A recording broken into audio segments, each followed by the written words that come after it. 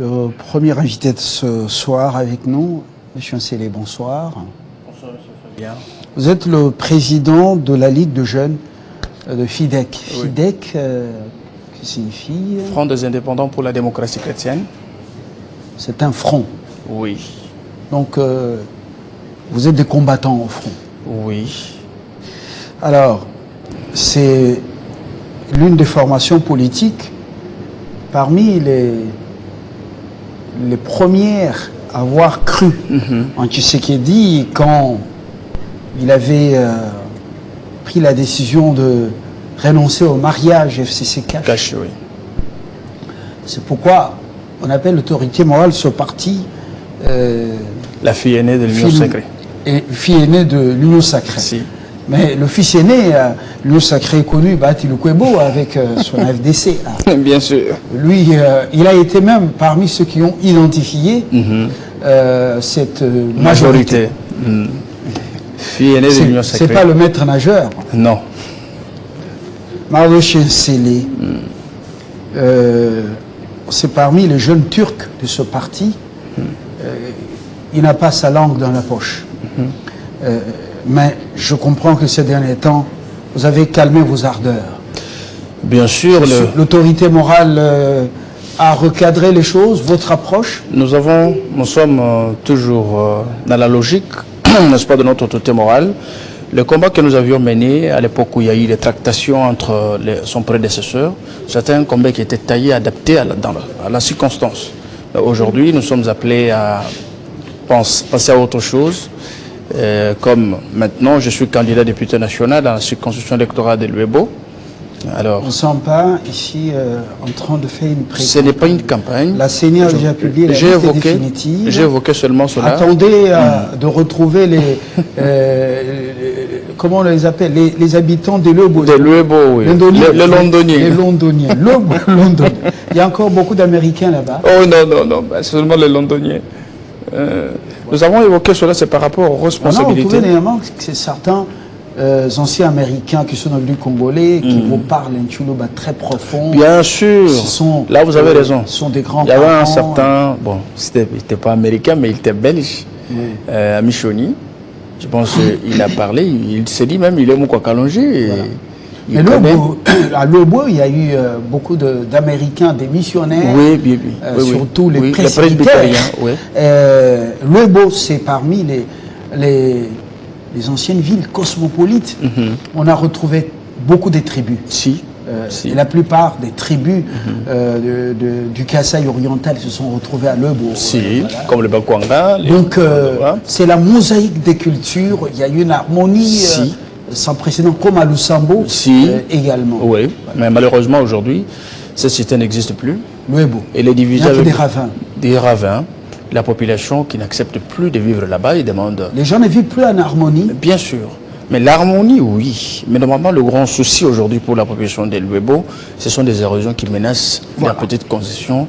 Chaque fois, on a foi, comme il y a le programme 145 territoires. Et pourtant, beaucoup de gens qui ont fait des bonnes études à l'époque, ils vont vous parler des Kampondé, bien sûr. Feu Etienne Tshisekedi, ils vont parler de Nikalai, très bien. Ils vont parler de Luebo, ils vont vous parler de Lubondaï, ils vont vous parler de Mweka, avec le collège Saint-Louis. Saint-Louis, c'est à Kananga. Oui, mais il y a un collège à Mweka. Boulongo. Le collège de Boulongo. Oui. Voilà. Collège de Boulongo qui a formé également beaucoup de Congolais, des têtes bien faites. Et nous nous sommes dit aujourd'hui que nous ne pouvons pas laisser, nous sommes une jeunesse qui a besoin quand même d'aider notre population à retrouver les anciens souvenirs de notre cité de Luebo. Voilà, ça c'est une autre paire de manches. Battez-vous, mouillez le maillot. Quand le go sera donné, c'est essayer de convaincre les Congolais, dites-leur des choses qui tiennent la route, pas pour amener les t-shirts, un peu de bouteilles de sucré, il faut leur tenir un discours qui tient la route.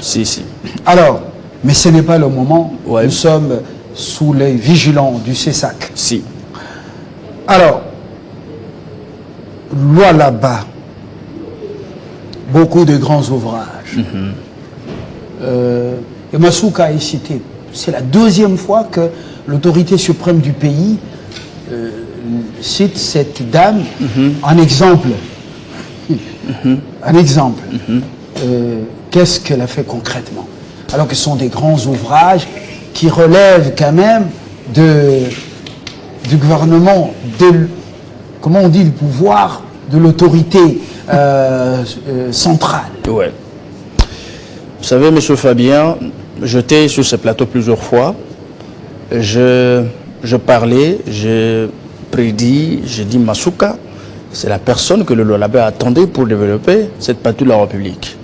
Beaucoup m'ont contredit, mais je suis resté derrière mes positions. J'ai dit, vous allez voir que Masuka n'avait pas du tout de paroles pour convaincre ni séduire, mais Masuka comptait sur son travail, son engagement, sa volonté pour servir la population du Lualaba dans l'ombre de la vision du président public Félix Tshisekedi. Mais c'était dans quelles circonstances? Après le départ du vieux Mouyej, personne n'a cru que Masuka pouvait faire plus que ce que Mouyej avait laissé. Mais tout le monde est surpris aujourd'hui d'entendre que non seulement nous pouvons mettre les infrastructures de côté, mais la province était la province la plus endettée de la République, avec de dettes à la hauteur de 150 millions de dollars que Masuka a pu payer. Elle a apuré toutes les dettes. Elle a apuré toutes les dettes, mais avec le reste de la province. Et Masuka aussi, elle s'est mise à les fouiller dans la poubelle de la province, où beaucoup de projets ont été jetés là-bas. Et là, il avait ce projet, et on a modifié ce projet, il a financé avec les fonds propres de la province. Dans une petite échéance, le Lualaba a pris de l'envol. Plus de 200 chantiers ouverts depuis le 25 janvier 2020. 200 chantiers. C'est pas une exagération là. Non, ce n'est pas une exagération, c'est une question de volonté. Elle est sûre que les recettes de la province du Lualaba doivent être orientées vers l'intérêt du Lualaba, qui est la construction des édifices pour la province, amélioration des conditions sociales, à travers ce climat d'activité qui est en train de se stabiliser. Et cet élan de développement est soutenu par presque toute la population entière. Vous êtes en train de voir ce que Masuka fait. Même le chef de l'État est surpris de voir que dans peu de temps, Masuka a impacté positivement à la province du Lualaba. Et les Lualabais ont besoin de la voir revenir encore en 2024 pour continuer cette vision qui est noble. Il y a des quartiers où il n'y avait même pas, n'est-ce pas, de routes. Les routes n'existaient presque pas. Il y a des quartiers où il n'y avait pas de bonnes fontaines. Il y avait des quartiers où il n'y avait même pas de centre de santé. Aujourd'hui, c'était difficile de quitter le Lualaba, aller jusqu'à, n'est-ce pas, à Djilolo, aller à Moussumba, et partout il n'y avait pas de route. Mais il y a eu de l'anticipation, avec même le lancement du projet 145 territoires. Madame Masuka a conçu cette route à terre battue. Aujourd'hui, même quelqu'un qui a une carina, Ketch, il peut aller jusque là-bas, et donc les 5 territoires sont réunis. Avant d'aborder le volet social, parce que on ne peut pas manger les routes, si. On ne peut pas manger les grands chantiers, les grands édifices. Mais parlons quand même des chantiers emblématiques parmi les 200, parce qu'on ne va pas citer tous. Nous sommes parmi ceux qui font rarement le tour dans ce coin. Très bien.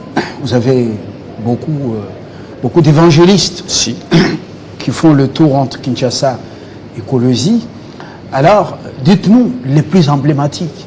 Le chef d'État venait d'inaugurer le grand barrage hydroélectrique de Boussanga. Je crois que ça va rimer avec l'exploitation minière. Si. Vous savez, il y a tellement beaucoup, mais je commence d'abord par ce barrage emblématique de Boussanga, un grand bijou. Aujourd'hui, Boussanga va servir beaucoup d'entreprises minières qui souffraient un problème d'électricité, insuffisance d'électricité. En dehors du barrage de Boussanga, je veux vite vous présenter l'Assemblée provinciale du Lualaba, où il y a même un bâtiment administratif, c'est-à-dire un député provincial. Au-delà de l'exploitation minière, oui. Excusez-moi, un petit chat dans la gorge, est-ce que la population, elle, sera desservie en électricité? Quelle est la part qui est réservée pour cette population, soit celle de différents territoires, tous ces damnés de la terre? Est-ce que il y aura de la lumière dans leur maison et une lumière qui va leur permettre également de faire la cuisson? Très bien. Vous savez, ça fait partie du programme, ça fait partie, n'est-ce pas, du projet de Mme Masuka, c'était de mettre les conditions, de mettre nos populations qui sont dans les territoires dans les mêmes conditions que ceux qui vivent, n'est-ce pas, dans nos villes, comme la ville d'Écologie, la ville des Kassagé, pourquoi pas aussi la cité de le Boudi, excusez, de Fungurumé. Alors comme c'est un processus, normalement, le Bara de Boussanga ne pourra pas du tout commencer par servir la population des territoires, mais surtout d'abord alimenter les entreprises minières. Alors je sais qu'avec le temps, les territoires vont être électrifiés. Et c'est ça même le projet, ça fait partie du projet. Donc nous sommes en processus. Mais pour le moment, je vais vous dire que déjà dans les territoires, il y a par exemple Boussanga, ne vont pas dépendre de Boussanga, oui, mais plutôt des mini-centrales, oui, ou par exemple du courant de la SNEL, oui, qu'on appelait Ingashaba, ou de centrales photovoltaïques. Photovoltaïque, c'est déjà, même dans les territoires, il y en a. Parce que d'abord, Mme Masuka avait envoyé une équipe à l'époque en Espagne pour aller chercher les photovoltaïques nouvelle génération, avant même que le chef de l'État fasse mention de photovoltaïque dans son adresse, n'est-ce pas, devant le Congrès en 2022. Donc je sais que nous sommes dans un processus, n'est-ce pas, de mettre les conditions qu'il faut pour que notre population vive normalement selon le vouloir du chef de l'État Félix Tshisekedi. Alors, des grands édifices emblématiques. À Boussanga, vous avez parlé de l'Assemblée provinciale. C'est achevé? L'Assemblée provinciale est achevée, le chef de l'État a inauguré, et vous avez mis le confort, n'est-ce pas, au sein de ces édifices. C'est pas pour qu'ils aillent se chamailler là-bas, sur les sièges, et se donner des coups. Voilà. Non, je ne pense pas que ce comportement... Kamweni maîtrise ce poulain... Kamweni, c'est un génie que nous avons de la province. Ou bien c'est l'opération Leisampunda Leisayo qui a planté le décor de la paix. Bien sûr, un pacifiste, et continue toujours à faire son travail. Il a besoin de mettre tout le monde autour, n'est-ce pas, de la table pour parler de là-bas. Et je ne pense pas qu'au là-bas, les députés peuvent se donner du coup. Ce sont des députés qui se respectent et qui veulent aider le président public Félix Tshisekedi et qui continuent à travailler pour que la vision ici que Mme Masuka est en train d'imprimer puisse normalement servir la population. Donc vous avez vu, l'Assemblée provinciale de là-bas, c'est aussi parmi les emblématiques ouvrages que Mme Masuka a construit et achevé sur fonds propres de la province de là-bas. Et après, nous avons c'est qu'il y a une approche que Marie-Thérèse utilise pour bien dompter l'organe délibérant. C'est moi qui parle. Oui. C'est peut-être une façon de provoquer, une approche pour dompter l'organe délibérant. Non. Elle fait que son travail. L'objectif de Masuka, les gens, beaucoup, excuse-moi, je pense, beaucoup sont en train de comprendre aujourd'hui que Masuka disait la vérité. C'est une dame qui n'a pas beaucoup de temps de parler. Il a du mal à convaincre avec sa bouche, même quand il est devant la caméra, même devant le micro, devant le journaliste. Il a de la peine de s'exprimer et dire ce qu'il a besoin de faire. Mais il est pressé et il est impatiente de voir ce qu'il a posé. Et plus dans la praxis. Oui, bien sûr. Alors, il est trop pratique. Assemblée provinciale, déjà l'autre défi, relever un édifice à la dimension de certains bâtiments attribués. Oui. Aux assemblées nationales dans d'autres pays. Oui. Même Kinshasa n'a pas un tel édifice, bien la sûr. Capitale. Bien sûr. Et surtout qu'un député a un bureau. Pour toute la République, il n'y a que le Lualaba où un député a... L'opération de séduction, c'est à la hauteur de ce que renferme le Lualaba comme richesse. Le cobalt, c'est aussi le monde entier qui en parle aujourd'hui. Ouais. L'aéroport qui va damer le pion et c'est Patrice Lumumba, Bangoka, Goma et Loano. Où en sommes-nous? Est-ce que l'inauguration c'est cette année ou ça va être, donnez-moi la seconde chance?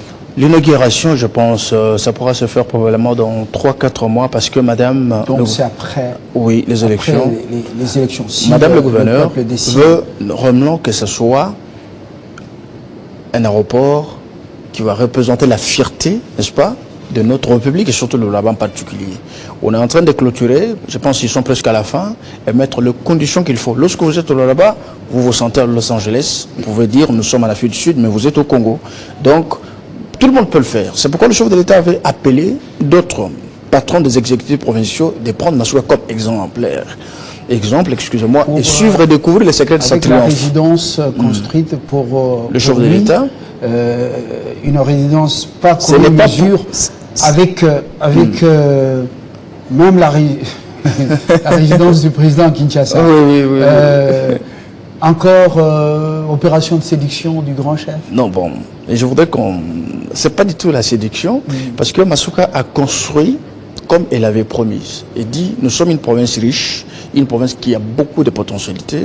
Nous devons faire en sorte que leur réalisation soit au même niveau que nos richesses. Mais alors, et ce qu'elle a fait pour le chef de l'État... Quand vous dansez, il faudra toujours essayer de laisser la place à Mukolo. Mukolo, c'est Kinshasa. Oui, bien sûr. Mais vous lui donnez le pion, pratiquement. Non, mais c'est lui qui fait ça. Tout ce qui est réalisé au là-bas, ce n'est pas Masuka, c'est le président de la République Félix Tshisekedi.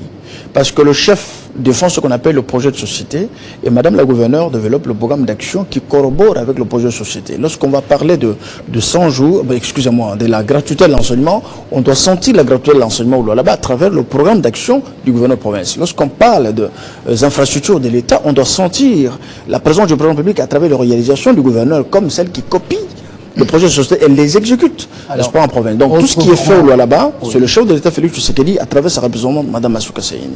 C'est pourquoi on dit qu'elle travaille dans sa vision. Et le chef de l'État lui-même était même content de dire que je suis content parce que Mme Masuka travaille dans ma vision. Alors, moi, personnellement, je me suis dit, il a raison, parce qu'il a découvert que dans peu de temps, même le gouverneur qui était investi depuis 2018, je n'ai pas vu quelqu'un faire l'réalisation, parce que c'est pas seulement le là-bas qui a des recettes. Peut-on parler d'une gouverneure des provinces AZ et non AI? Non, AZ. AZ. Bien sûr.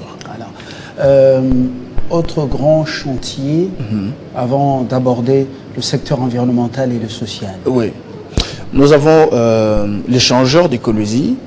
C'est un bijou qui est en train de pousser. Les travaux sont déjà à plus de 50%. D'ici là, on va inaugurer. C'est un grand bijou. Cette histoire a poussé du sol par la volonté manifeste de Masuka qui a besoin de donner plus la chance aux Colossiens, je veux dire, au Labé de vivre, n'est-ce pas, la volonté de Félix Tshisekedi de voir cette population vivre dans de bonnes conditions. Et les ravins, le sol, c'est un sol minéré. Oui. Les ravins... est-ce que le défi est prêt à être relevé? D'abord dans la ville de Kolosi elle-même, dont on connaît des élus comme Kasseya. Kasseya, Chingambo, Roy Kaumba. Alors, est-ce que c'est un défi prêt à être relevé? Bien sûr. Je vais vous dire que nous sommes déjà à plus de 65% des travaux.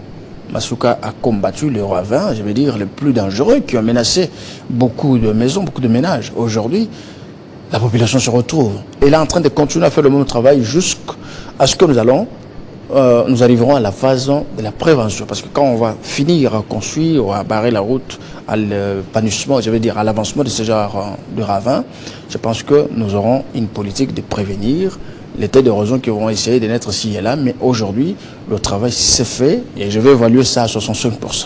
Et nous demandons toujours à la population de faire confiance au gouverneur de province, Mme Masuka Sayini, et nous savons qu'ils ne seront pas déçus. Ce n'est pas seulement pour la ville d'écologie, mais nous aurons même dans des territoires, même des villes qui sont menacées par les érosions. Les écoles qui étaient pratiquement en état de biscuits, sous des chaumes, des pailles, qu'est-ce qu'elles sont devenues? Vous vous souvenez de ces écoles lorsqu'il a commencé l'intérim? Si. Elle-même, elle a fait le tour de la province. Oui. Et se faire filmer également dans des écoles et démontrant les réalités du Lualaba profond, de la misère. A-t-elle vraiment fait changer les choses? Nous sommes à quelques mois de la fin. Moi, je voudrais vous dire, Masuka Sayini, c'est une race rare de bâtisseuse. Parce que aujourd'hui, moi personnellement, je ne sais pas compter le nombre des écoles qui sont construites. Je vous dis, même dans le territoire, même le coin le plus reculé, où peut-être on ne pensait pas qu'elle allait construire, elle a construit des écoles, elle a réhabilité des écoles. Je voudrais aussi soulever le cas du lycée Mwanga. Actuellement, Mwanga, bien sûr, il y a eu un incident malheureux qui était victime d'un incendie. Très bien. L'école a été délocalisée. Délocalisée. Et alors, maintenant, il y a un projet de construction. C'est une mine qui s'annonce, l'exploitation minière qui s'annonce. Là-bas? Oui, sur Mwanga. Non. On construit Madame a promis, il y a déjà une maquette. Pourquoi on a délocalisé? On a délocalisé parce qu'on a besoin de faire un beau bijou pour eux, n'est-ce pas? Parce que la place où il y a l'ancien lycée Mwanga ne permet pas qu'on fasse tout ce que Masuka a prévu pour qu'on fasse pour eux. Est-ce que les sociales des Lualabé, les Congolais du Lualaba, riment avec la manne ou la graisse qui est sur la province? Oui, la conséquence est que si ce n'était pas le cas, vous ne devriez pas voir toute cette foule en liesse venir accueillir le chef de l'État depuis 6 heures. Le chef de l'État est arrivé en 19h. Tout le monde chef est toujours le chef. Les gens sont curieux de le voir. Bien sûr. Et vous connaissez, nous sommes en Afrique. Mais la réalité reste que Masuka a amélioré à plus de 60% les conditions de vie de Lualabé, n'est-ce pas? Par l'ouverture de plusieurs portes qui peuvent donner du travail aux jeunes pour donner naissance à une 3e classe. Le tourisme se rapporte énormément à la province? Bien sûr. Et aujourd'hui, je vais vous dire que quelqu'un qui vit au Lualaba n'envie jamais venir à Kinshasa, n'enverra jamais d'aller en Europe aller vivre parce qu'il vit bien. Je vais vous dire que le Lualaba, c'est l'unique province où vous allez trouver un jardinier véhiculé.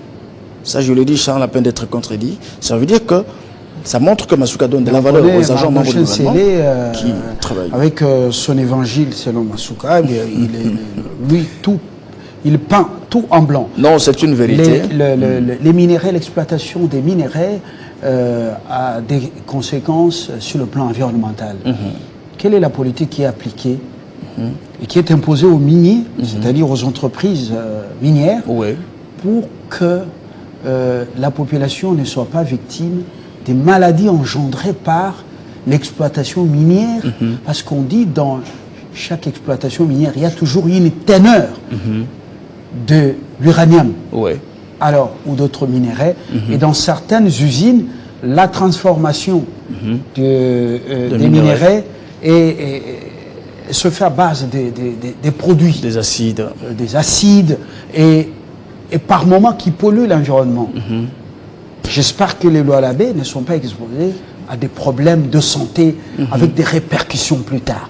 Non, bon, je peux évaluer ça. Le danger peut être évalué à 10%. La politique, la responsabilité sociétale sur le plan environnemental, est-ce qu'elle est appliquée à l'endroit des sociétés minières? Oui, oui.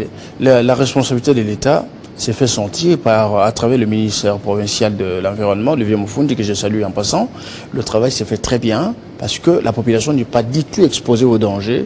Et cela est garanti, n'est-ce pas, dans le protocole. Mais la pollution des eaux? La pollution des eaux, je pense pas. Parce que le traitement, la transformation des minéraux... C'est pourquoi j'ai dit les dangers est évalué à 10%, parce que vous ne sentez pas la population se plaindre que voilà, la pollution des eaux a causé des morts, a causé des ceci. Bien sûr que la transformation de minéraux nous apporte toujours des maladies, ainsi de suite. Mais brièvement, ce que je voudrais vous dire par rapport à ça, c'est que le code minier aussi a prévu quelque chose. Lorsqu'une société vient et transforme les minéraux, il va aussi aider la population à bénéficier de quelque chose. Par exemple... Est-ce que le reboisement se fait? Comme par exemple Perenco dans le Mwanda fait le reboisement. Vous savez, l'exploitation en offshore, onshore, a toujours de l'impact sur le plan environnemental. Oui. Et avec des conséquences sur la santé de la population. Est-ce que ces sociétés reboisent? Oui, vous savez, récemment, il y a eu une campagne sur ça. Mais maintenant, pour le moment, je ne sais pas où nous en sommes. Mais ce que je veux vous dire en réalité, c'est que l'État congolais, surtout la province du Lualaba en particulier, veille seulement sur la vie de Lualabé à travers beaucoup de programmes, n'est-ce pas, de la sensibilisation des sociétés minières pour travailler selon ce que l'État a prévu, afin que la population ne soit pas victime de transformations de minéraux qui peuvent causer des morts à tout moment. Le clou de cet échange, cette interview, c'est donc, oui, le vivre ensemble congolais. Beaucoup de Congolais venus de plusieurs coins de la République se retrouvent là-bas. Des ingénieurs, des touristes, des entrepreneurs. Est-ce que le vivre ensemble existe sur le terrain? À Fungurume, nous avons appris il y a quelques jours, la jeunesse de l'UDPS et de l'UNAFEC se sont affrontés. Et suite à un problème sur les réseaux sociaux au niveau de Kasumbalesa, on parle des morts d'âme, on parle des dégâts.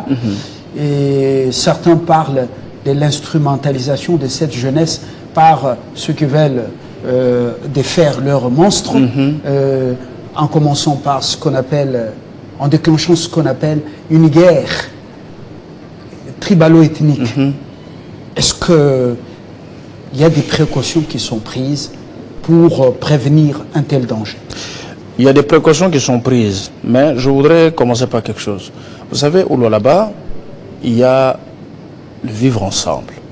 Parce que moi qui vous parle, je vis avec Masuka, je suis proche de Masuka, mais Masuka ne connaît pas ma tribu. Là où elle est, je pense qu'il est en train de me suivre. Le gouverneur de province du Lualaba, je travaille avec elle il y a longtemps, mais ne connaît pas si je suis de quelle tribu. Alors aujourd'hui, avec l'avènement de Masuka à la province du Lualaba, la vie d'écologie est devenue cosmopolite. J'ai vu, même ceux qui se réservaient pour ne pas postuler au Lualaba, c'est déclarer Lualabé et faire leur travail en paix. Ceux qui étaient habitués d'échanger d'identité pour avoir du travail, cette pratique a pris fin. Mais l'histoire qui s'est passée à Fongoroma, je me réserve le droit de tout dire, mais je voudrais dire seulement ceci. Aujourd'hui, nous sommes jeunes. La politique que nous voulons une politique de rupture, avec ces jeunes à des esprits faibles qui se laissent manipuler par les politiques. Donc rupture avec toutes les valeurs qui toutes les antivaleurs. Le socle de notre société. Non, non. Nous voulons une rupture avec... On parle de rupture là. Oui, je parle de rupture avec la politique d'exploitation de la jeunesse. Je pensais que c'était la rupture avec toutes nos valeurs. Non, non. Avec Valence. Non, non. Vous savez, récemment, le chef de l'État avait lancé, n'est-ce pas, un dialogue interprovincial Grand Katanga, Grand Kassai. Les résolutions issues de ce dialogue étaient très importantes, qui avaient pour objectif la cohabitation pacifique entre la jeunesse katangais et kassaïenne. Aujourd'hui, nous avons besoin de préserver ces valeurs et prêcher nos jeunes à cohabiter, vivre ensemble. Merci, c'est surtout votre boulot en tant que président de la Ligue de jeunes de FIDEC, comme vous êtes au front. Mardoché Sélé, je vous remercie d'être venu. Merci beaucoup. Excellente soirée. Dans quelques instants, le second invité avant de boucler, Moutabasi Sekimognon, nous nous rendons dans l'est de notre pays, d'où nous viennent des très bonnes nouvelles. Les patriotes